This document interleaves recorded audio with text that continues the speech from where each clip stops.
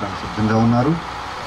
మాకెంతో ఆప్తులు, మా కుటుంబ శ్రేయోభిలాషి, అత్యంత ఆప్తులైనటువంటి వీరనాయకం గారిని మరి వాక్యం అందించవలసిందిగా ప్రార్థిస్తున్నాం.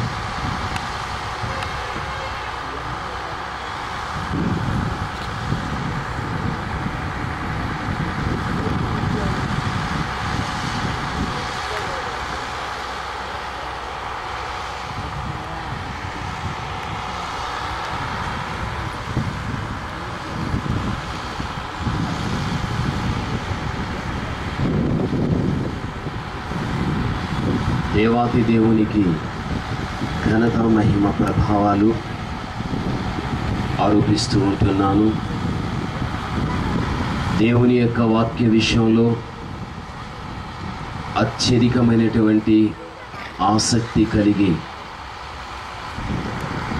ఆయన సన్నిధిని అనుభవిస్తున్నట్టు మీ అందరికీ కూడా నా ప్రత్యేకమైనటువంటి అభివందనాలు చెల్లిస్తూ ఉంటున్నాను. పరిశుద్ధ గ్రంథంలో ద్వితీయోపదేశకాండం 20వ అధ్యాయం, దయచేసి 5వ వచనము నుండి కాస్త మనం 8వ వచనం వరకు కూడా మనము చూడగలిగితే ఇక్కడ కొన్ని విషయాలు మనకు కనిపిస్తూ ఉన్నాయి. ద్వితీయోపదేశకాండం 20వ అధ్యాయం 5 నుండి 8వ వచనం వరకు. మరియు నాయకులు జనులతో చెప్పవలసినది ఏమి అనగా, క్రొత్త ఇల్లు కట్టుకొనినవాడు గృహప్రవేశము కాక మునుపే యుద్ధములో చనిపోయిన ఎడల వేరొకడు దానిలో ప్రవేశించును గనుక అట్టివాడు తన ఇంటికి తిరిగి వెళ్ళవచ్చును. ద్రాక్ష తోట వేసి ఇంకా దాని పళ్ళను తినక ఒకడు యుద్ధములో చనిపోయిన ఎడల వేరొకడు దాని యొక్క పళ్ళను తినును. గనుక అట్టివాడు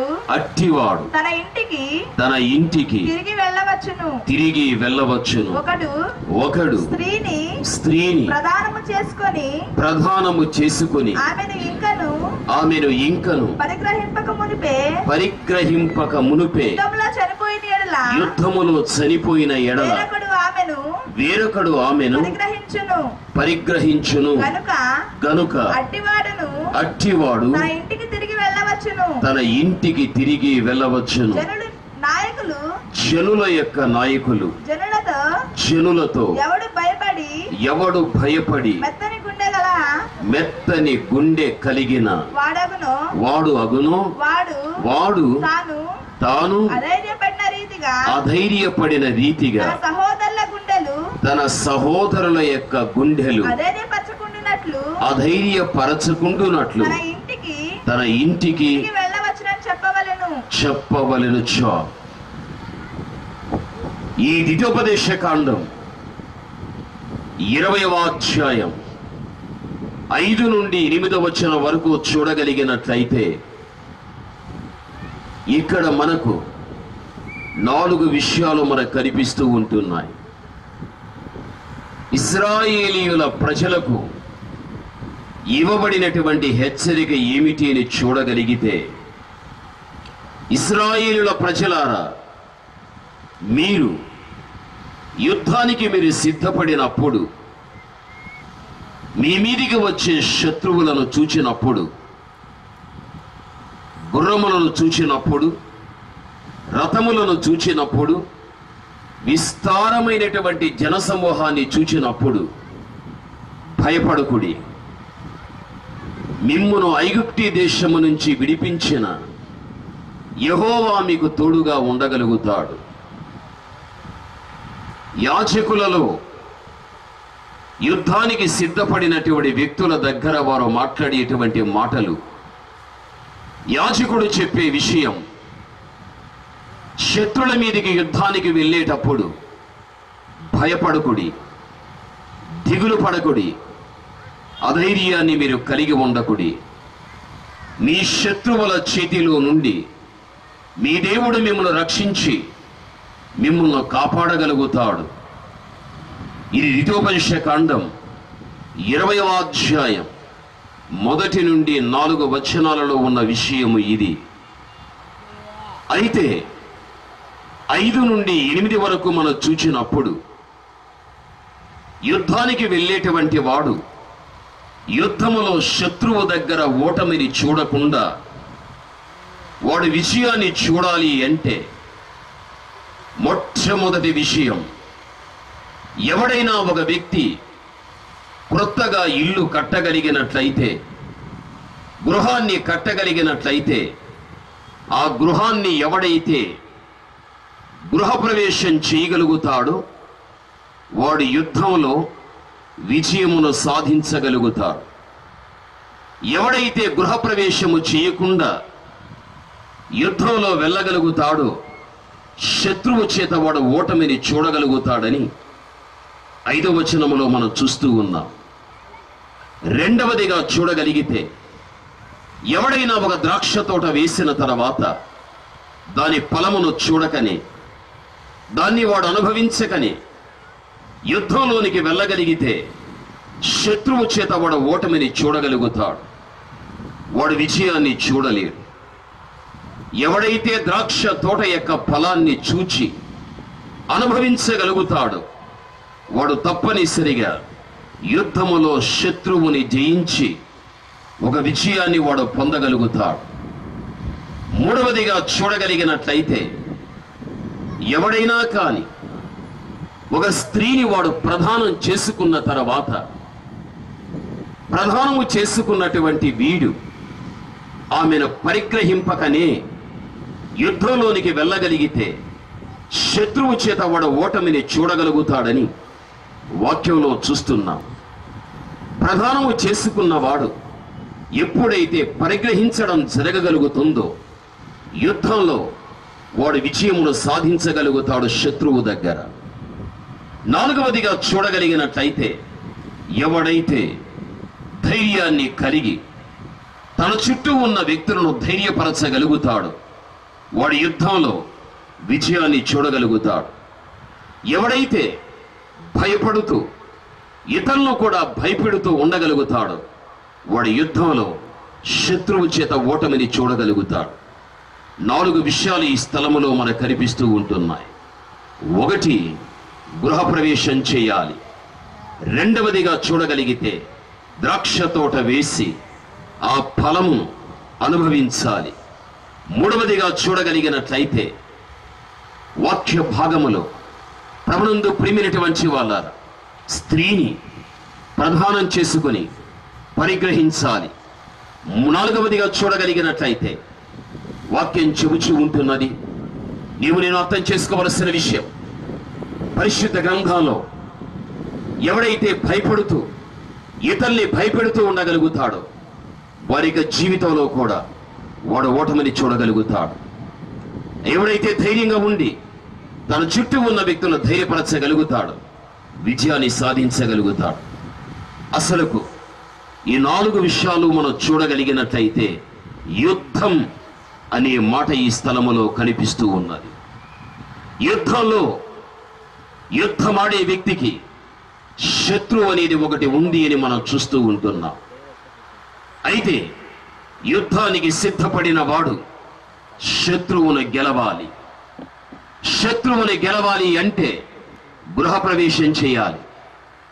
ద్రాక్ష యొక్క ఫలం వాడు చూచి అనుభవించాలి. ప్రదానం చేయబడాలి, పరిగ్రహింపబడాలి. అంతేకాదు ధైర్యముగా ఉండి అందరినీ ధైర్యపరచాలి. నేటి క్రైస్తవ సమాజానికి ఇది ఏ కాలం అని చూడగలిగితే యోబు 7వ అధ్యాయం ప్రారంభపు యొక్క వచనములో చూడగలిగినట్లయితే ఈ కాలం ఏ కాలము అనేది బైబిల్ చాలా స్పష్టంగా తెలియపరుస్తూ ఉంటుంది. భూమి మీద ఉన్నటువంటి నరుల కాలం యుద్ధ కాలము కాదచ్చా? భూమి మీద ఉన్నటువంటి నరులకు ఈ కాలం యుద్ధ కాలము కాదా? నిజం. ఆయన సన్నిధిలో కూర్చున్నటువంటి స్త్రీవైన నీకు, పురుషుడైనటువంటి నీకు ఇది ఏ కాలము? ఇది యుద్ధ కాలం. ఇది యుద్ధ కాలం. ఇది యుద్ధ కాలం. మనము యుద్ధ కాలములో ఉంటున్నాం. నీవు యుద్ధ వీరుడుగా, యుద్ధ వీరురాలుగా నిలబడినటువంటి రోజులు ఇది. ఈ యుద్ధంలో నీవు గెలిచే వ్యక్తివిగా నీవు ఉండాలి. ఈ యుద్ధంలో ఒక జై జీవితాన్ని కలిగిన వ్యక్తివిగా నీవు ఉండాలి. యుద్ధానికి సిద్ధపడేటువంటి వ్యక్తులు ఎవరు అని మనం చూడగలిగినట్లయితే యుద్ధమునకు సిద్ధపడే వ్యక్తుల గురించి బైబిల్ ఈ విధంగా చెబుతుంది. 2వ సమూయేలు 11వ అధ్యాయం ప్రారంభపు యొక్క వచనములో చూడగలిగినట్లయితే ఆ యుద్ధానికి సిద్ధపడిన వ్యక్తులు ఎవరో? వసంత కాలమున రాజులు యుద్ధమునకు బయలుదేరు సమయమున, యుద్ధానికి బయలుదేరు సమయమున చాలు. ఏ కాలం? వసంత కాలం. యుద్ధానికి బయలుదేరినది ఎవరు? రాజులు అని వ్రాయబడి ఉన్నది. వసంత కాలమందు రాజులు యుద్ధమునకు బయలుదేరు సమయం. నా ప్రియమైనటువంటి వాళ్ళారా, యుద్ధానికి సిద్ధపడిన వారు, యుద్ధమునకు ఏర్పరచబడిన వారు ఎవరు అనగా రాజులు. రాజులు ఎవరి రాజులు?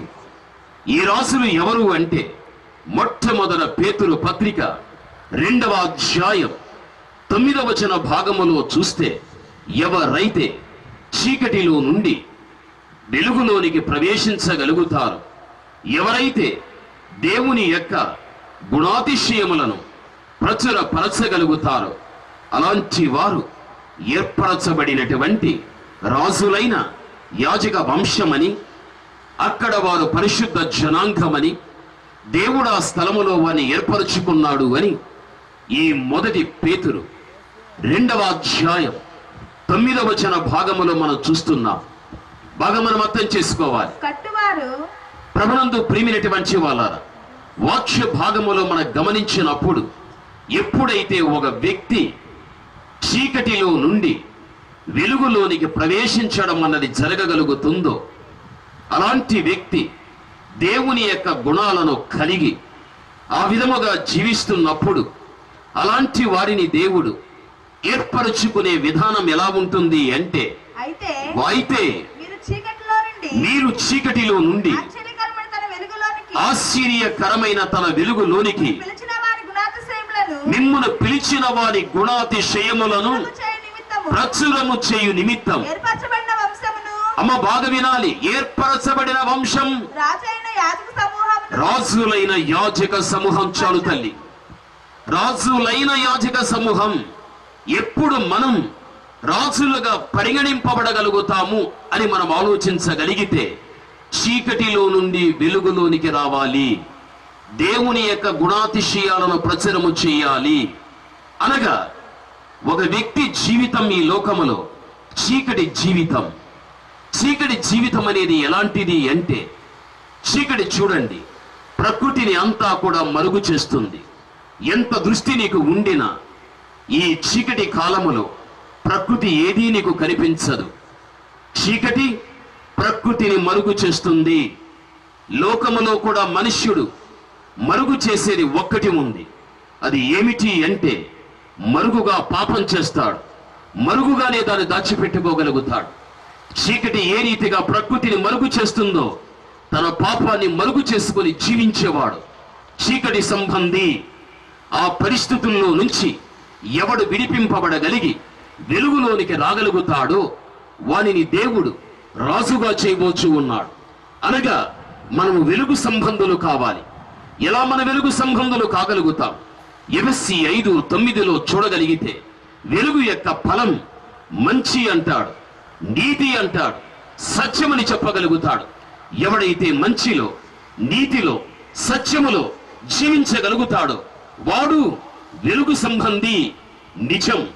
చీకటిలో నుండి వెలుగులోనికి వచ్చిన వాడు దేవుని యొక్క ఆత్మ సంబంధమైన సద్గుణములను కార్యరూపకంగా జరిగించి లోకానికి వాటిని ప్రత్యక్షపరిచిన వాడు ఎవడో కాదు, రాజు. రాజు రాజు నీవు నేను అర్థం చేసుకోవాలి. ఇలాంటి రాజులుగా వాక్యాన్ని బట్టి దేవుడు చేసిన తర్వాత ప్రభునందు ప్రేమినటువంటి వాళ్ళారా, ఇక మన జీవితంలో మన ముందు ఏమున్నది అంటే యుద్ధం ఉంటున్నది.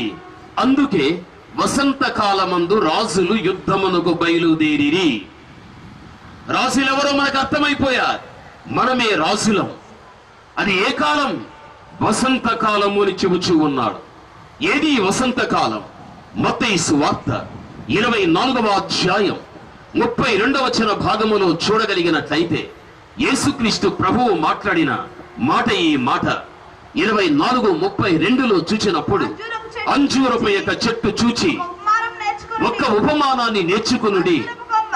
అంజూరపు యొక్క కొమ్మ లేతదై చిగురించినప్పుడు వసంతకాలం సమీపముగా ఉన్నదని మీకు తెలియను. చూడండి, మత్తయి 24:32 చూడగలిగినట్లయితే యేసుక్రీస్తు ప్రభుల వారు చెప్పినటువంటి మాట, అంజూరపు యొక్క చెట్టు చిగురిస్తున్నది అంటే వసంతకాలము సమీపిస్తున్నది అని వ్రాయబడి ఉంటున్నది.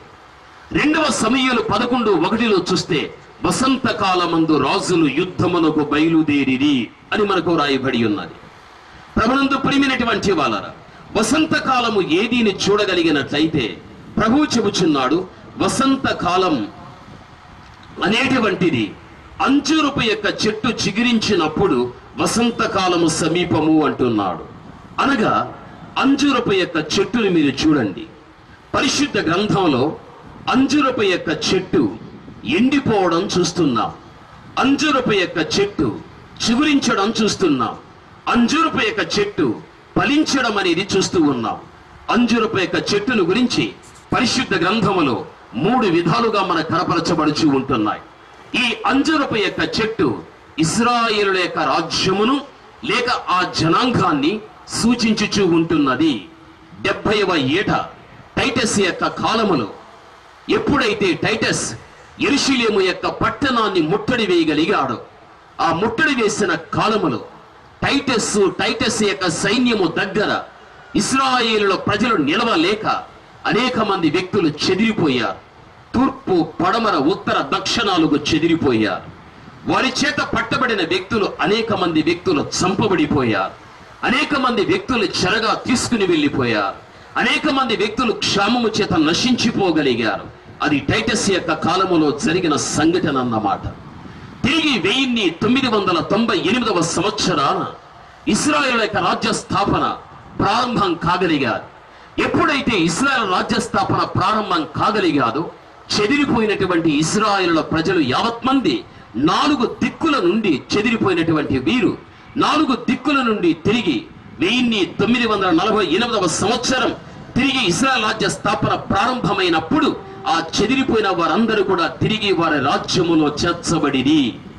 ఆ రాజ్యములో వారందరూ చేర్చబడుచున్నారు అంటే వారందరూ చిగురించుచున్నారు అని దాని యొక్క అర్థం. అందుకే అంజూరపు యొక్క చెట్టు చిగురిస్తున్నది అంటే వసంతకాలము సమీపిస్తూ ఉన్నది. అంజూరపు యొక్క చెట్టు ఇశ్రాయేలుల రాజ్యము లేక ఇశ్రాయేలు యొక్క ప్రజలను సూచిస్తున్నది. ఎప్పుడు ఆ రాజ్య స్థాపన ప్రారంభం కాగలిగాదో చెదిరిపోయినటువంటి ప్రజలందరూ ఆ రాజ్యములో చేర్చబడుచున్నారు అంటే వారు చిగురిస్తున్నారు అంటే వసంతకాలము సమీపిస్తున్నది. వసంతము అనగా వివాహము, ఆడడము అని దాని అర్థం. ఎవరితో వివాహం? యేసుక్రీస్తు ఈ పర్యాయము వచ్చినప్పుడు ఆయన పెళ్లి కుమారుడుగా రాబోతూ ఉన్నాడు. ఎందుకు అనగా భూమి మీద ఆయన పెళ్లి కుమార్తె ఉన్నది, ఆయన వరుడుగా రాబోతున్నాడు. భూమి మీద ఆయన వధువు ఉన్నది, ఆయన భర్తగా రాబోతున్నాడు. భూమి మీద ఆయన భార్య ఉంటున్నది. నా ప్రియమైనటువంటి వాళ్ళారా, వసంతకాలమందు రాజులు యుద్ధమునకు బయలుదేరు సమయం. వసంతకాలం అన్నది యేసుక్రీస్తు ప్రభు యొక్క రాకను సూచించుచూ ఉన్నది. ఆయన పెళ్లి కుమారుడుగా వస్తూ ఉన్నాడు తన వధువైన సంఘము నిమిత్తముగా. కాబట్టి వసంత కాలం అన్నటువంటి క్రీస్తు ప్రభు యొక్క రాకడ గడియలో రాజువైన నీవు, రాణివైనటువంటి నీవు దేనికి సిద్ధపడాలి అంటే యుద్ధమునకు సిద్ధపడాలి. అందుకే భూమి మీద నరుల కాలం యుద్ధ కాలము కాదా అని బైబిల్ చాలా స్పష్టంగా తెలియపరుస్తూ ఉన్నది. దేవుని యొక్క రాకడ గడియల్లో జీవించుచున్నటువంటి స్త్రీవైన నీవు, పురుషుడు అయినటువంటి నీవు ఈ రోజున దేవుని యొక్క గుణాతిశయాలను ప్రచురపరుస్తూ నీవు చీకటిలో నుంచి వెలుగులోనికి వచ్చిన జీవితము కాబట్టి దేవుడు నిన్ను ఏర్పరచుకుని ఒక రాజవంశముగా నిన్ను పెట్టగలిగాడు. కాబట్టి రాజువైనటువంటి, రాణివైనటువంటి నీవు ఈ వసంత కాలమందు క్రీస్తు యొక్క రాకడ గడియల్లో నీవు యుద్ధం చేయటానికి నిలబడిన వ్యక్తివిగా నీవు ఉండాలి. ఇది యుద్ధకాలం. ఇది యుద్ధకాలం. నేటి క్రైస్తవ సమాజానికి ఇది యుద్ధకాలం. ఎవరితో యుద్ధం? ఎవరితో మన యుద్ధం?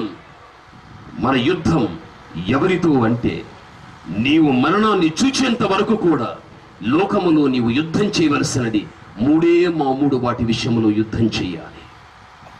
ఈ మూడు క్రైస్తవుణ్ణి పడగొట్టేస్తూ ఉన్నాయి, క్రైస్తవుణ్ణి పతనం చేస్తూ ఉంటున్నాయి.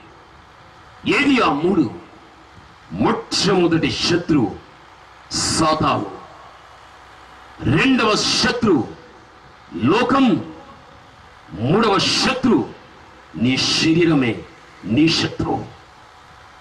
నీ శరీరమే నీ శత్రువు. నా ప్రియమైనటువంటి వాళ్ళ, సాతానుడు మొదటివాడు, రెండవది లోకం, మూడవది నీ శరీరం. ఈ మూడు కూడా శత్రువుగా నిలబడి ఉంటున్నాయి నీ ఎదుట. ఈ రోజున సాతానుడు అనేక మంది వ్యక్తులను పాప విషయములో ప్రేరేపింపచేసి అనేక మంది వ్యక్తులను పడగొడుతూ ఉన్నాడు. లోకం ఎన్నో కార్యాలు ఉన్నాయి.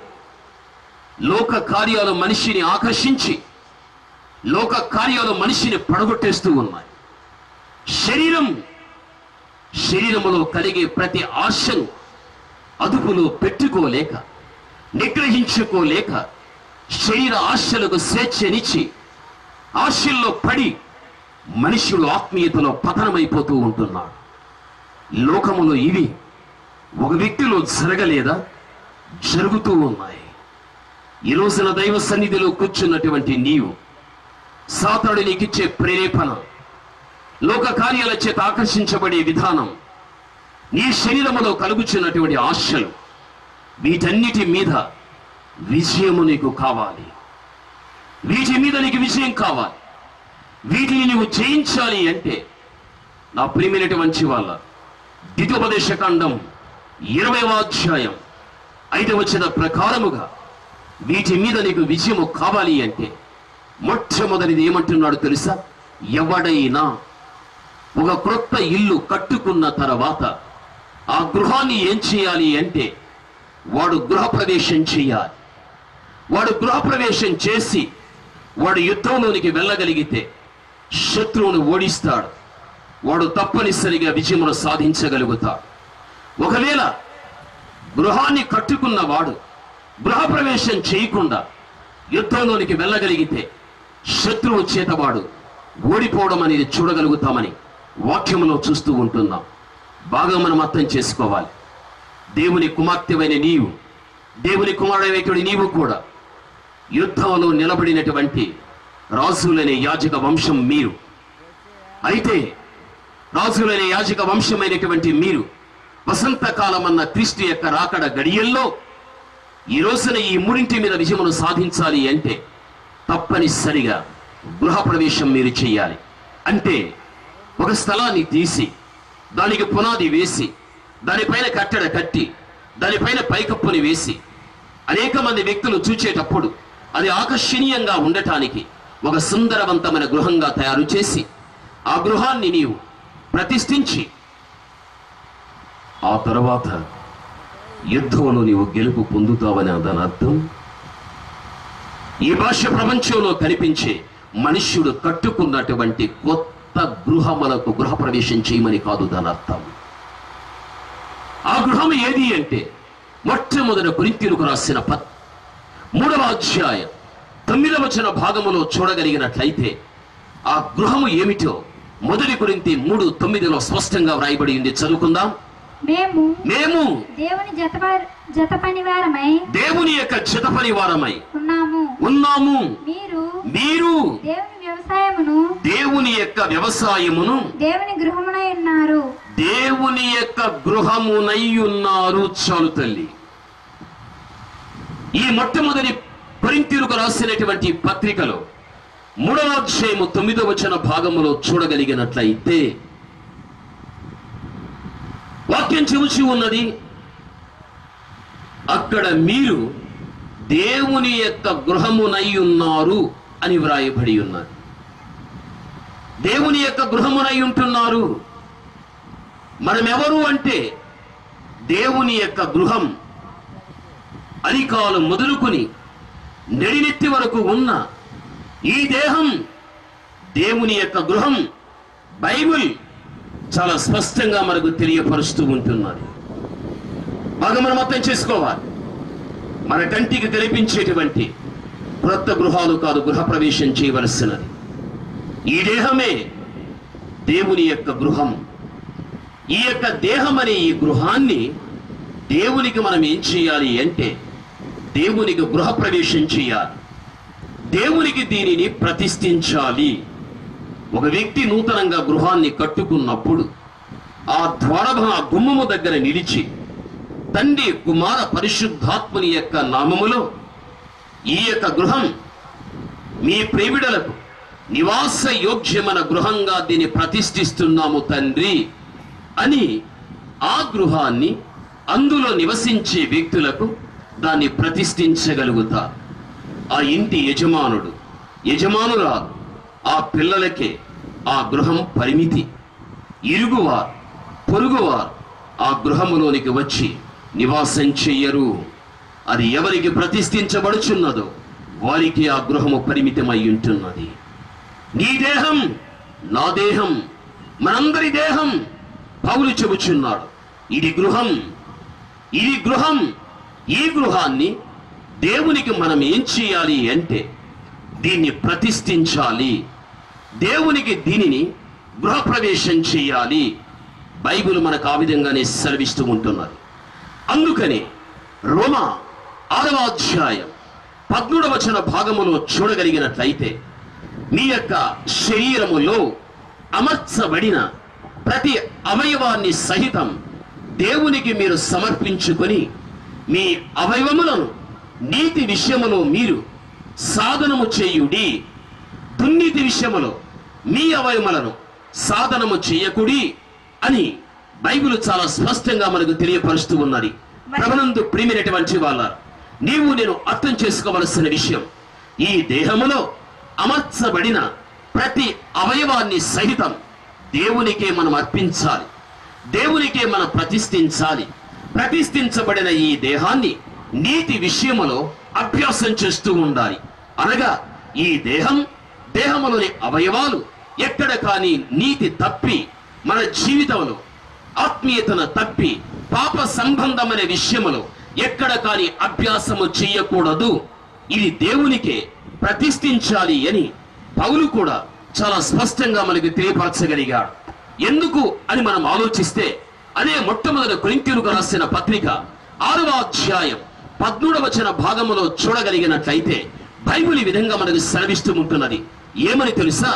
ఈ యొక్క గృహం అన్నటువంటి ఈ దేహం జారత్వము యొక్క నిమిత్తముగా కాదు, కానీ ఈ యొక్క గృహం అనేటువంటి ఈ దేహం అనేటువంటిది కేవలం దేవుని నిమిత్తం. దేవుడు ఉన్నది దేహ నిమిత్తం. చదువుకుందాం ఆ మాట. భోజన పదార్థాలు కడుపునకు భోజన పదార్థాలకు ఉన్నవి. దేవుడు దానిని చేయును. బాగా వినాలి. దేహము దేహం అనేటువంటి దేవుని యొక్క గృహము జారత్వ నిమిత్తము కాదు, కానీ ప్రభువు నిమిత్తమే. ప్రభువు దేహము నిమిత్తమే. చూడండి, పౌలు చెబుచుంటున్నాడు, ఈ దేహం అన్న ఈ గృహం జారత్వ నిమిత్తము కాదు, అనగా వ్యభిచార నిమిత్తం కాదు, శరీర సంబంధమైన కార్య నిమిత్తముల కాదు. కేవలం ఈ దేహం దేవుని నిమిత్తమే. దేవుడు ఉన్నది దేహము నిమిత్తమే. ఈ భూమి మీద జీవించుచు ఉన్నటువంటి నీవు జీవించినంత కాలం నీ దేహం దేవుని నిమిత్తంగానే. దేవుడు కూడా ఉన్నది నీ దేహ నిమిత్తముగానే. అనగా దేహాన్ని నువ్వు ఆయనకి అప్పజెప్పేసేయాలి. దేవుడు కూడా ఈ దేహానికి అప్పజెప్పబడిన వాడుగా మనకు కనిపించబడుచు ఉంటున్నాడు. ఈ దేహం అనే గృహం ఇంకా వేరొక దానికి అప్పగించబడటానికి వీలు లేదని పరిశుద్ధుడైన పౌలు ఖచ్చితంగా మనకి స్థలములో తెలియపరుస్తూ ఉంటున్నాడు. ఈ రోజున దేహాన్ని కలిగి ఉన్నటువంటి నీ యొక్క జీవితంలో ఇది దేవుని యొక్క గృహమని, దేవునికే దీన్ని ప్రతిష్ఠిత చెయ్యాలి అని, ప్రతిష్ఠిత చేయబడినటువంటి ఈ దేహమన్న గృహములో దేవుడే నివసించాలి అని, నివసించినటువంటి దేవుడే నన్ను ఆధ్యాత్మికంగా పాలించాలి అని, ఆయనే నన్ను నడిపించే వ్యక్తిగా ఉండాలి అని ఎప్పుడైనా ఎన్నడైనా ఏ సమయములోనైనా నీ వివిధముగా యోచించి ఆలోచించి ప్రభు సన్నిధిలో ప్రార్థించి నిన్ను నీవు అర్పించుకున్న పరిస్థితులు ఉంటున్నాయా? ఆలోచించు. ఒక్కసారి నువ్వు ఆలోచించు. ఈరోజు లోకంలో చూడగలిగినట్లయితే అనేక మంది జీవితాల్లో ఇది దేవుని యొక్క గృహముగా భావించక, ఆయనకే దీన్ని ప్రతిష్ఠించక, లోకములో కనిపించే లోక కార్యాల చేత ఈ దేహాన్ని అభ్యాసం చేస్తూ, సాతానుడు కలిగించే ప్రతి ప్రేరేపణను బట్టి పాపమును చేస్తూ, శరీరములో కలిగే ప్రతి ఆశను కూడా శరీరముతో చేస్తూ ఈ రోజు మానవుని జీవితం పూర్తిగా ఈ గృహాన్ని పాడు చేసేస్తూ ఉంటున్నాడు. నీవు యవనస్తుడవైనా, యవన సహోదరివైనా, ఏ దశకు సంబంధించిన వ్యక్తివైనా నీ జీవితంలో నువ్వు గ్రహించవలసింది ఒక్కటే. ఇది ఉన్నది దేవుని కోసం. దేవుడు ఉన్నది దీనికోసం. అంతే తప్ప దీన్ని దేవునికి కాక మరొక దానికి నువ్వు అప్పగించగలిగినట్లయితే ఈ భూమి మీద నీకు శత్రువుగా నిలబడిన అపవాది చేత ఓడిపోతావు. లోక కార్యాల చేత ఓడిపోతావు. శరీరము కార్యముల చేత ఓడిపోగలుగుతావు. నీ జీవితం చిట్ట చివరికి ఎలా ఉంటుంది అంటే అపజయం, ఓటమి, ఓడిపోయిన పరిస్థితి. ఓడిపోయిన వానికి మిగిలిపోయేది ఒక్కటే, దుఃఖం, అవమానం. ఇది ఒక్కటే జీవితంలో. అలాంటి పరిస్థితి ఎప్పుడు కూడా నీ జీవితము గుండా జరగకూడదు. ప్రభునందు ప్రేమైనటువంటి వాళ్ళ నీ జీవితంలో తప్పనిసరిగా బ్రతికినంత కాలం ఒక జీవితాన్ని నీవు కనుపరిచే ఒక వ్యక్తివిగా నీవు ఉండాలి. ఒకడు క్రొత్తగా గృహాన్ని కట్టుకున్న తర్వాత దాన్ని వాడు గృహప్రవేశం చేసి ఆ మీదట వాడు యుద్ధంలోకి వెళ్ళితే శత్రువును వాడు ఏం చేస్తాడంటే ఓడించగలుగుతాడు. వీనిది విజయం అవుతుంది. గృహప్రవేశము చేయకనే వీడి యుద్ధంలోకి వెళ్ళితే వాడు ఓడిపోతాడని బైబిల్ చాలా స్పష్టంగా చెబుతుంది. ఈరోజు నీ జీవితంలో నీ దేహం ఆయన గృహమని, దీన్ని ఆయనకు ప్రతిష్ఠించాలని, అప్పుడే నా జీవితంలో విజయం అనేది చూడగలుగుతానని ఈ విషయాన్ని నేను మర్చిపోవద్దు. వీటి మీద నీకు విజయం అనేది రాగలిగితే దాని వలన భవిష్యత్తులో దేవుడి నీకు పెట్టిన ఆశీర్వాదం ఎటువంటిదిగా ఉంటుంది తెలుసా? ప్రకటన గ్రంథం 3వ అధ్యాయం 21లో మనం చూడగలిగినట్లయితే అక్కడ చెప్పబడిన వాక్యం, నేను జయించి నా తండ్రితో కూడా ఆయన సింహాసనమునందు కూర్చున్న ప్రకారం జయించువాని నాతో కూడా నా సింహాసనమునందు కూర్చుండనిత్తును. ఎంత మంచి ఆశీర్వాదం! అయ్యా, అమ్మా, దయచేసి ఈ విషయాన్ని చాలా జాగ్రత్తగా గ్రహించాలి. మనకు పరలోక రాజ్యం ఒకటి ఉంది. అక్కడ ఒక ధవళ సింహాసనం ఉంది. దాని మీద తండ్రి అయిన దేవుడు కూర్చున్నాడు. ఆయనతో పాటు ఆ సింహాసనం ముందు క్రీస్తు కూర్చున్నాడు. అయితే ఈ స్థలములో మనలను కూడా అదే సింహాసనమందు తండ్రితో కూర్చున్నటువంటి యేసుక్రీస్తుతో కూడా మనము కూడా కూర్చోగలుగుతాము అని బైబిల్ చెబుతూ ఉంది. బాగా మనం అర్థం చేసుకోవాలి. పరలోక రాజ్యములో ఉన్న సింహాసనం మీద తండ్రి ఉన్నప్పుడు శరీరధారిగా లోకానికి వచ్చిన యేసుక్రీస్తు ప్రభులవారు సమస్తమును కూడా ఆయన జయించి ఆయన తన తండ్రి సింహాసనము మీద తండ్రితో కూడా కూర్చున్నాడు. క్రీస్తు ఎవడైనా నా వలె జయించగలిగినట్లయితే నా తండ్రి యొక్క సింహాసనం మీద నాతో కూడా కూర్చుండనిత్తును. ఎంత మంచి ఆశీర్వాదం, ఎంత మంచి దీవెన మనకి ఈ స్థలములో కనిపిస్తూ ఉన్నది.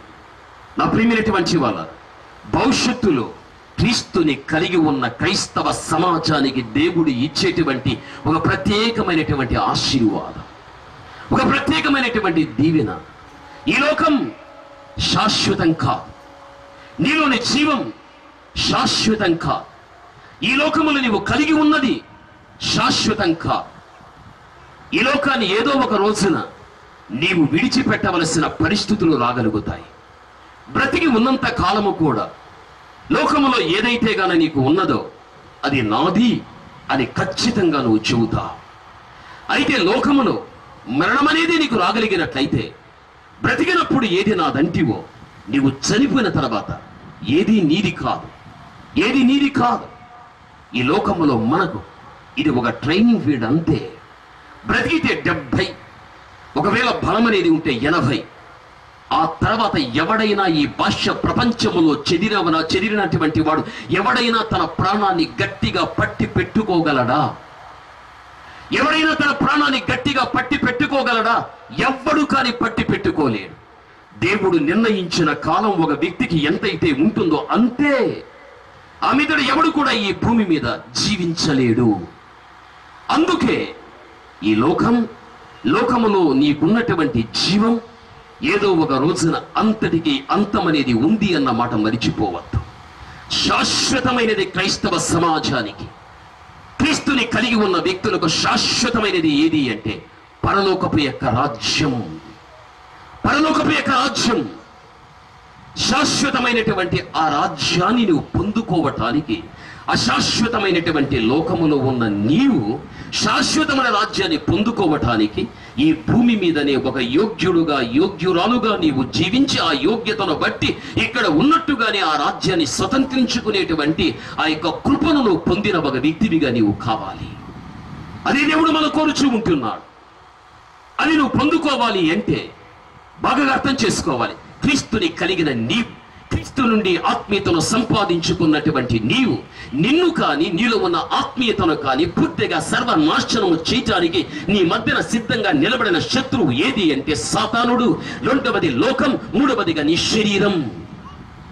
ఎంతమంది ఈ రోజున లోక కార్యాలతో పాడు కాలేదు, ఎంతమంది అపవాది యొక్క ప్రేరేపణ చేత పాడైపోలేదు, ఎంతమంది శరీరంలో ఉన్న ప్రతి ఆశను కూడా నెరవేర్చుకోలేదు. ఇలాంటి వాటి చేత ఎప్పుడైతే ఒక వ్యక్తి ఓడిపోవడం జరిగిపోతుందో వాడు యుద్ధ భూమిలో ఓటమిని చూచినవాడు. అలాంటి వాడు పరలోక రాజ్యాన్ని చూడలేడు. అలాంటి వాడు ధవళ సింహాసనం మీద తండ్రితో క్రీస్తుతో పాటు కూర్చోలేడు.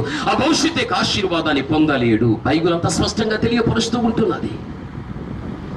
వీటన్నిటి మీద కూడా విజయమును సాధించాలి అంటే నీ దేహమై ఉన్నటువంటి ఈ గృహాన్ని దేవుని కోసమే నువ్వు గృహప్రవేశం చేసి ఈ దేహం అనే గృహాన్ని దేవునికి ఎవడైతే ప్రతిష్ఠించగలుగుతాడో ఆ ప్రతిష్ఠించబడినటువంటి ఆ వ్యక్తి యొక్క దేహం అన్న గృహం ఆ దేవుడే అందులో నివసించి ఆయనే వారిని ఆధ్యాత్మికంగా పాలించి నడిపించగలుగుతాడు. అలాంటి వాడు తన మరణాన్ని చూచేంత వరకు కూడా ఎక్కడ కానీ ఓటమిని చూడలేడు. వాని జీవితం ఒక జయ జీవితంగా ఉంటుంది అని బైబిల్ మనకు స్పష్టంగా తెలియపరుస్తూ ఉన్నది. ఈ దేహం అనే గృహాన్ని దేవునికి నువ్వు ప్రతిష్ఠించకుండా, ఈ దేహం అనే ఈ గృహాన్ని ఏ చెడుకైనా నువ్వు అప్పగించినట్లయితే నా ప్రియమైనటువంటి వాళ్ళ ఎక్కడ కానీ నువ్వు గెలుపును చూడలేవు. బైబిల్ ఆ విధంగా సెలవిస్తున్నది. అందుకే ఒక మాట బైబిల్లో ఉంది చూడండి. మొట్టమొదటి పేతురుకు రాసినటువంటి పత్రికను నువ్వు చూడగలిగితే అక్కడ ఈ విధంగా మనకు చెప్పబడి ఉన్నది. 4వ అధ్యాయం 17వ వచన భాగములో చూస్తే మొదటి పేతురు 4:17 చదువుకుందాం. త్వరగా చదువుదాం.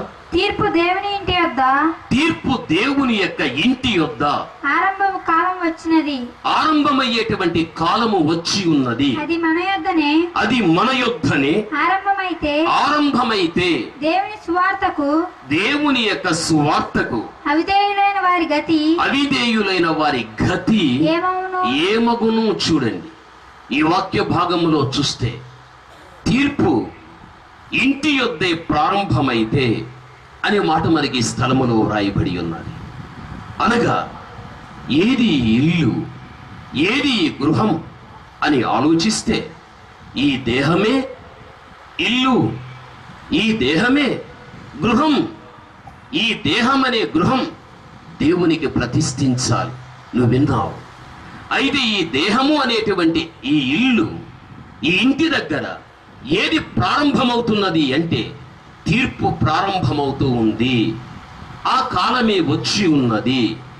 అయితే సువార్త విషయములో అవిధేయత చూపించే వారి పరిస్థితి ఏమవుతుంది అన్నమాట ఈ స్థలములో వ్రాయబడి ఉంది. బాగా మీరు అర్థం చేసుకోవాలి. తీర్పు అనేది ఇంటి యొద్దనే ప్రారంభం. మళ్ళీ చెబుతున్నా, ఇల్లు ఏది, గృహము ఏది? నీ దేహం. ఇల్లు అనే ఈ దేహము దగ్గరే తీర్పు ప్రారంభమవుతున్నది. దేని విషయంలో ప్రారంభమవుతున్నది తీర్పు? దేహముతో మనుష్యుడు జరిగించినటువంటి ప్రతి ఒక్క చెడు కార్యమైన మంచి కార్యమును బట్టి అయినా తీర్పు అనేది ఇక్కడే జరుగుతుంది అని పేతురు చాలా స్పష్టంగా మనకు తెలియపరుస్తూ ఉంటున్నాడు. నా ప్రియమైన వాళ్ళ, ఈ దేహం అనే గృహం దేవునికి ప్రతిష్ఠించగలిగితే గమనించాలి, నీ యొక్క జీవితంలో నీవెంతో దీవించబడిన వ్యక్తివి. ఈ దేహం అనే ఇల్లు దేవునికి ప్రతిష్ఠించకుండా ఈ దేహాన్ని జారత్వ నిమిత్తముగా, ఈ దేహాన్ని శరీర సంబంధమైన విషయాల నిమిత్తముగా దేహముతో ఇలాంటి చెడ్డ కార్యాలను నువ్వు జరిగించిన వ్యక్తివైతే ఇక్కడే ఏది ప్రారంభమవుతుందంటే తీర్పు అనేది ప్రారంభమవుతుంది. ఆ తీర్పు చాలా కఠినమైనదిగా ఉండగలుగుతుంది. ఆ తీర్పు అనేది చాలా కష్టతరమైనదిగా ఉండగలుగుతుంది. అంత భయంకరమైనటువంటి దేవుని యొక్క తీర్పుకు ఈ దేహం అనేటువంటి ఇంటి యొద్ద జరగకుండా దీన్ని నువ్వు దేవునికే ప్రతిష్ఠించి జీవించిన వ్యక్తివి కాగలిగినట్లయితే నీ జీవితం అంతా కూడా ఒక గొప్ప విజయమును సాధించిన వ్యక్తివిగా కాగలుగుతావని దేవుని యొక్క వాక్యం స్పష్టంగా మనకు తెలియపరుస్తూ ఉంటున్నది. ఇంతవరకు నీకు అర్థం కాగలిగాది. రెండవదిగా చూడగలిగినట్లయితే ఎవడైనా ఒక వ్యక్తి, అనగా ద్వితోపదేశ కాండం 20వ అధ్యాయం 6లో చూస్తే ఎవడైనా ఒక వ్యక్తి ద్రాక్ష తోట వేసిన తర్వాత ఆ ద్రాక్ష తోట చక్కగా అది ఫలించి వాడు దాన్ని అనుభవించిన తర్వాత వాడు యుద్ధ భూమిలోనికి వెళ్ళగలిగితే తప్పనిసరిగా శత్రువును వాడు ఓడిస్తాడు. విజయం అనేది వారికి ఉంటుందని బైబిల్ చెబుతుంది. ద్రాక్ష తోట వేసిన వాడు అందులో ఫలమును చూడకుండానే, దాన్ని అనుభవించకుండానే వాడు యుద్ధంలోనికి వెళ్ళగలిగినట్లయితే శత్రువు చేత వాడు ఓడిపోతాడు అని బైబిల్ చాలా స్పష్టంగా తెలియపరుస్తున్నది. అనగా దీని అర్థం ఏమిటి అన్నది మనం ఆలోచించగలిగినట్లయితే, ద్రాక్ష తోట ఇవ్వబడిన తర్వాత బాగా మీరు గమనించాలి. ఇది ద్రాక్ష చెట్టు అని మనం అనుకుందాం. ఇది వేసిన తర్వాత ఏం కావాలి అంటే, ఈ ద్రాక్ష చెట్టు నాటబడినప్పుడు చక్కగా ఇది బ్రతకాలి. బ్రతికిన ఈ చెట్టు నెమ్మదిగా ఎదగాలి. ఎదిగిన ఈ చెట్టు శాఖోపశాఖలుగా వ్యాపించాలి. శాఖోపశాఖలుగా వ్యాపించిన ఈ చెట్టులో చక్కగా ఏం కావాలి అంటే మంచి ఫలము కనిపించాలి. నా ప్రియమైన వలన చెట్టు బ్రతికినప్పుడు, చెట్టు ఎదిగినప్పుడు, శాఖోపశాఖలుగా వ్యాపించినప్పుడు దానిలో మనం చూస్తుంటున్నాం చక్కని పువ్వు, ఆ మీదట కాయ, ఆ మీదట ఫలం.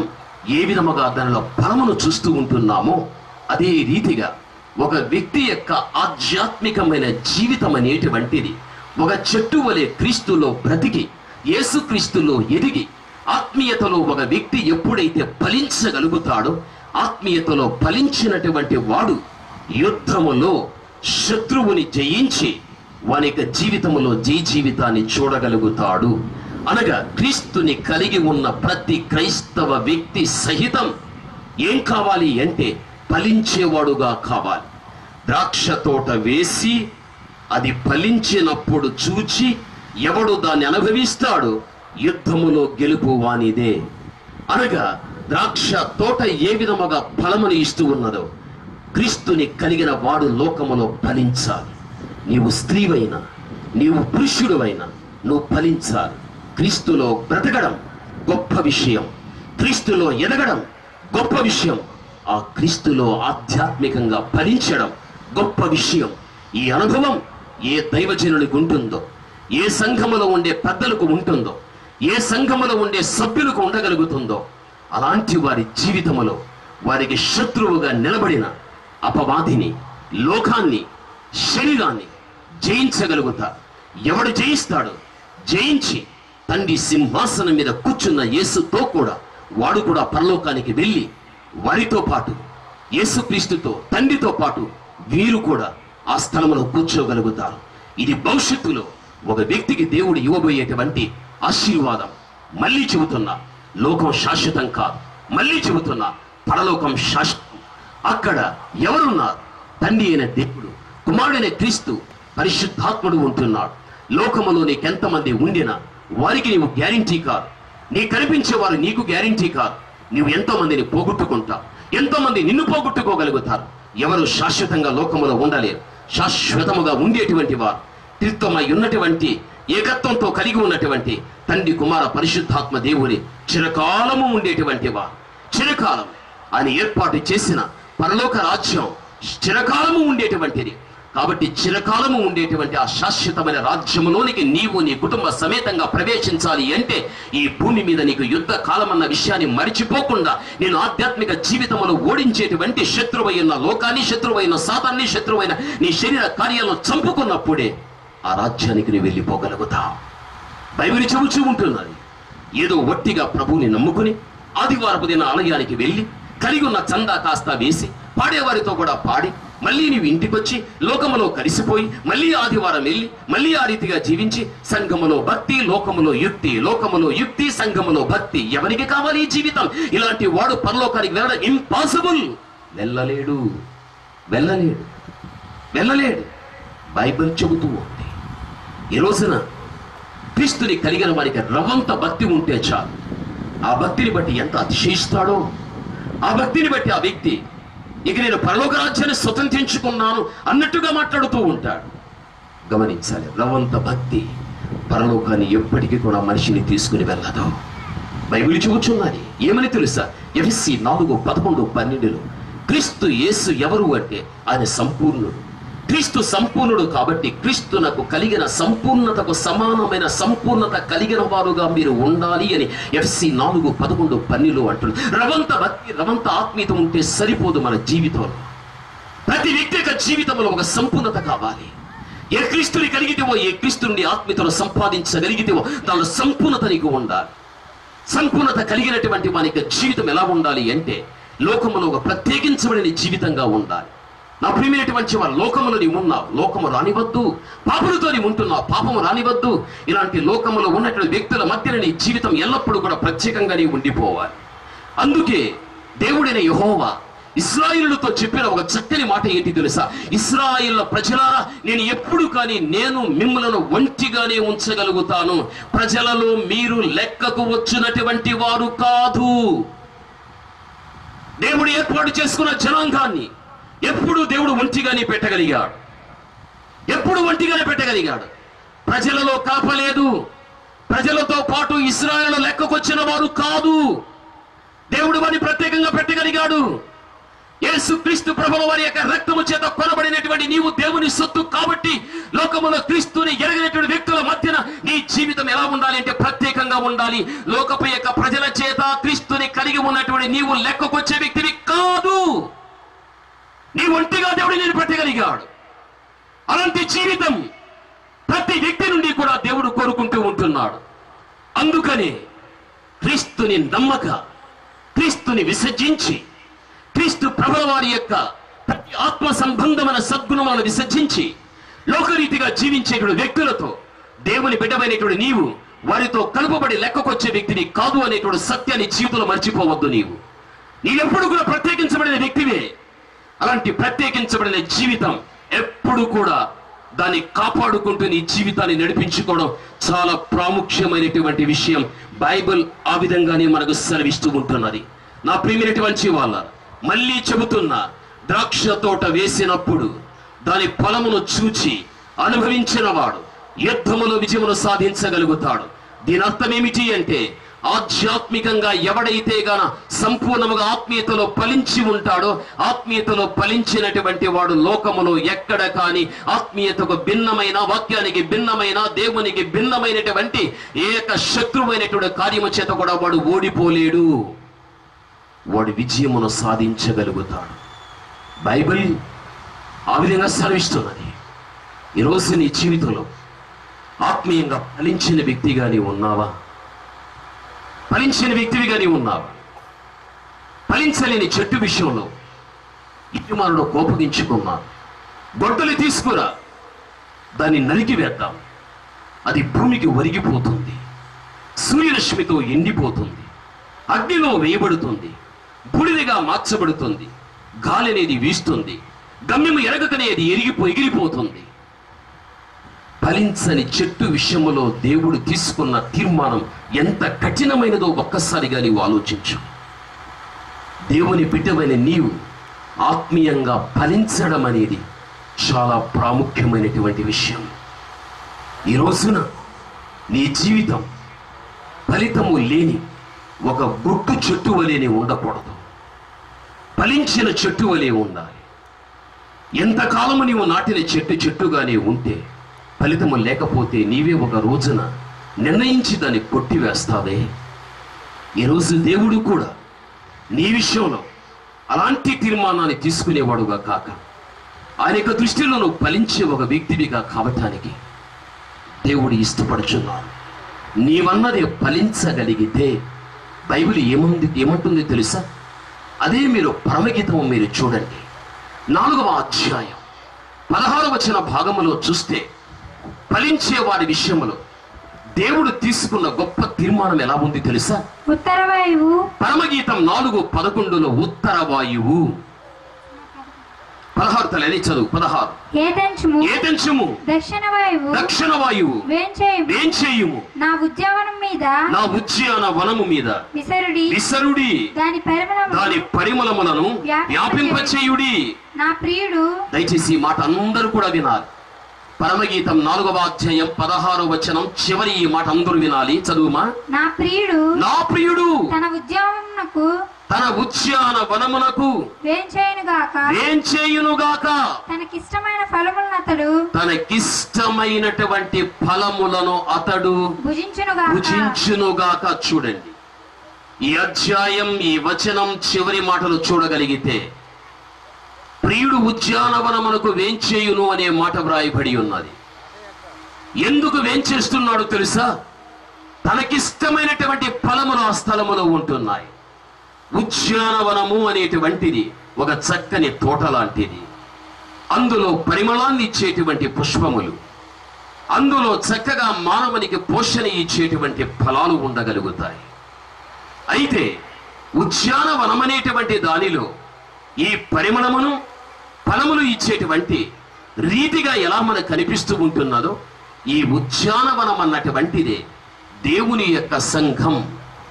బాగా మనం అర్థం చేసుకోవాలి. యేసుక్రీస్తు ప్రభుల వారు ఈ భూమి మీద సంఘాన్ని ఎలా ఏర్పరచగలిగాడు అని చూడగలిగితే, మీరు చదవకండి, నేను చెబుతా. అపోస్తల కార్యం 20వ అధ్యాయం 28లో చూడగలిగితే, దివిని విడిచి భూమికి వచ్చిన క్రీస్తు శిలువ సింహాసనం మీదికి వెళ్ళి తన పూర్తి రక్తాన్నంతా ప్రోక్షించేశాడు. క్రీస్తు ప్రభుల వారు ప్రోక్షించినటువంటి రక్తము ద్వారా ఆయన సంపాదించుకున్నది ఏది అంటే సంఘం అని అపోస్తల కార్యం 20:28లో రాస్తూ ఉంటున్నాడు. దేవుడు తన స్వరక్తమిచ్చి సంపాదించిన సంఘం నిజం. ఈ బాహ్య ప్రపంచంలో స్థాపించబడిన ప్రతి క్రైస్తవ సంఘం క్రీస్తు తన ప్రాణాన్ని పెట్టి సంపాదించిన సంఘాలు. ఈ సంఘములు దేనికి పోల్చబడి ఉన్నది అంటే ఉద్యానవనములకు పోల్చబడి ఉంటున్నది. ఈ సంఘము దేనికి పోల్చబడి ఉన్నది అంటే ఒక చక్కని తోటకు ఈ స్థలములో పోల్చబడి ఉంటున్నది. అందుకనే యెషయా గ్రంథం 63లో మనం చూసినప్పుడు ఏమని వ్రాయబడి ఉన్నదంటే, మీరు ఎవరో కాదు కానీ యెహోవా నాటినటువంటి చెట్లు అని యెషయా గ్రంథంలో మనం చూస్తూ ఉంటున్నాం. అనగా దేవుడు ప్రాణము పెట్టి సంపాదించిన సంఘములో నిన్ను మరి నన్ను మనలందరినీ కూడా ఆయన ఏం చేశాడు అంటే, ఆయన మనమందరం కూడా ఆయన చేత నాటబడినటువంటి చెట్లు. దేవుని చేత నాటబడినటువంటి చెట్టు అయినటువంటి నీవు సంఘంలో ఏం కావాలి అంటే ఆధ్యాత్మికంగా నువ్వు ఫలించిన వ్యక్తివిగా కావాలి. ఎవరైతే ఆత్మీయంగా ఫలించగలిగి ఉంటారో ఆ ఫలించినటువంటి ఆ ఉద్యానవనం అంటాడు సంఘంలోనికి ప్రియుడైనటువంటి యేసుక్రీస్తు పరలోకాన్ని వదిలిపెట్టి ఆయన తనతో పాటు ప్రధానమైన దూతల్లో వెంట పెట్టుకుని ఆర్భాటముతోనూ దేవుడు తన యొక్క బుర శబ్దముతోనూ ఆయన ఎంతగానో ఆ స్థలము నుంచి రాగలుగుతాడని బైబిల్ స్పష్టంగా తెలియపరుస్తూ ఉన్నది. నీవు నేను అర్థం చేసుకోవాలి. ప్రభునందు ప్రియమైనటువంటి వాళ్ళారా, దేవుడు తన పరివారముతో ఆర్భాటముతోను ప్రధాన దూత శబ్దంతోను దేవుని యొక్క భూరతోను దేవుడు పరలోకాన్ని విడిచిపెట్టి ఆయన దిగి రాగలుగుతాడు. ఎక్కడికి వస్తాడు అంటే ఏ ఉద్యానవనమన్న సంఘంలో ఎవరైతే గాన ఫలించి ఉంటున్నారో ఆత్మీయంగా వారి దగ్గరికి మాత్రమే దేవుడు వస్తాడు. ఫలము కలిగిన ఉద్యానవనం, ఫలించిన ఉద్యానవనానికి ఆయన రాగలుగుతాడు. ఆ ఫలించిన వారిని మాత్రమే ప్రభు తనతో పాటు వెంట పెట్టుకొని వారికి ఏర్పాటు చేసిన ఫలమును ఇచ్చి అక్కడ వారికి ఒక పౌర స్థితిని దేవుడు ఏర్పాటు చేయగలుగుతాడు.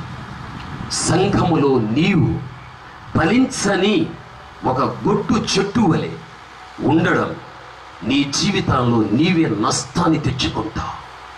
ఈ తరములో జీవిస్తున్న క్రైస్తవ వ్యక్తులు ఎలాంటి జీవితం తెలుసా?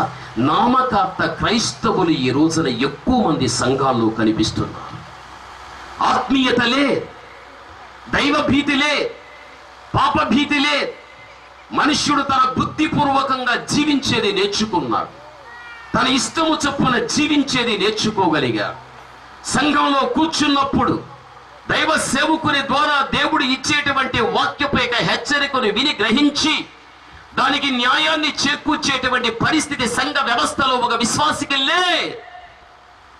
ఈరోజు ఎంతో మంది జీవితాలు క్రీస్తులో ఫలించనటువంటి పరిస్థితుల్లో ఉంటున్నారు.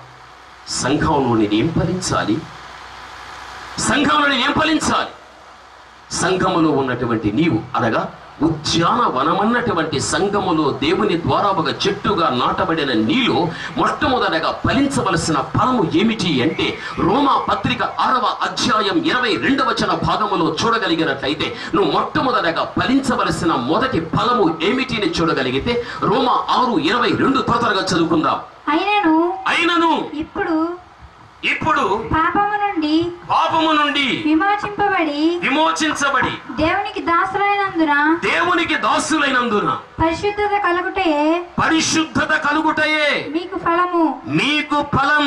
చూడండి, పరిశుద్ధత కలుగుటయే మీకు ఫలం. బైబిల్ చాలా స్పష్టంగా చెబుతున్నది. ప్రియుడైన యేసుక్రీస్తు ఉద్యానవనమునకు వేంచేయిచి ఉన్నాడు. ఎందుకు అంటే ఆ ఉద్యానవనమన్న సంఘములో ఫలించిన వారి కోసమే వస్తూ ఉన్నాడు. ఫలించిన వారి కోసమే. ఉద్యానవనమన్న సంఘములో ఫలించవలసినటువంటి ఫలము ఏది అంటే పరిశుద్ధత కలుగుటయే ఫలం. పరిశుద్ధత కలుగుటయే ఫలం. బాగా మనం అర్థం చేసుకోవాలి. అమ్మా, అయ్యా, నీవు ఏనాటి క్రైస్తవు ఏ వ్యక్తి అయినప్పటికీ కూడా నీ తల్లి తండ్రి, వారి తల్లి తండ్రి అనగా మీ పితరులు ఏనాడు ప్రభువును అంగీకరించి ఆ రోజు నుంచి ఈ రోజు వరకు కూడా ఈ క్రైస్తవ్యాన్ని కలిగి మీరు జీవిస్తున్నారు, అప్పటి నుండి ఇప్పటి దాకా ఏ ఉద్యానవనం అన్నటువంటి సంఘ వ్యవస్థలో ఒక విశ్వాసిగా ఉన్నటువంటి నీవు దేవుడు కోరుకోదగినటువంటి పరిశుద్ధత మన జీవితంలో ఉందా? రోమాలో ఏమంటున్నాడు? పరిశుద్ధత కలుగుటయే ఫలం. నీ జీవితం ఒక ఫలభరితమైన జీవితంగా ఉండాలి. ద్రాక్ష తోట వేశాడు, ఫలము చూడకని అనుభవించకని యుద్ధములో ఓటమిని చూశాడు. అనగా దాని అర్థం ఫలించాలి, ఫలమును అనుభవించాలి. అనగా ఒక వ్యక్తి యొక్క జీవితం ఫలభరితమైన జీవితం. దేంతో ఫలించాలి? సంఘ వ్యవస్థలో పరిశుద్ధతలో ఫలించాలి. నువ్వు పరిశుద్ధతలో ఫలించిన నాడు తప్పనిసరిగా నువ్వు విజయాన్ని చూడగలుగుతావు. ప్రకటనలో